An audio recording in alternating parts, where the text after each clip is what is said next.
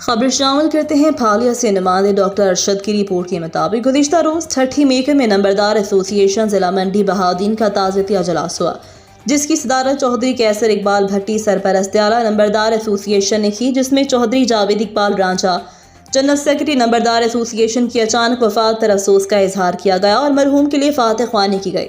چودھری جاوید اقبال رانجھا کی خدمات کو خراج تحسین پیش کیا گیا۔ اس موقع پر چودھری کیسر اقبال بھٹی نے کہا، جاوید اقبال رانجھا کی سیاسی اور سماجی اور نمبردار ایسوسی ایشن کے لیے گراں قدر خدمات ہیں۔ ان کی خدمات روز روشن کی طرح سب پر آیا ہیں۔ ان کے جانے سے تنظیم میں جو خلا پیدا ہوا وہ کبھی پورا نہیں ہوگا۔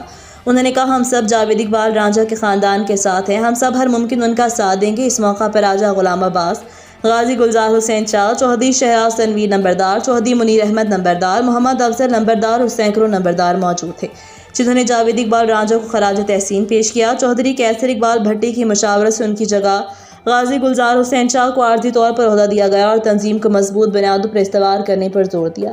بعد میں نمبردار ایسوسی ایشن کو پرتکلف ظہرانہ دیا گیا۔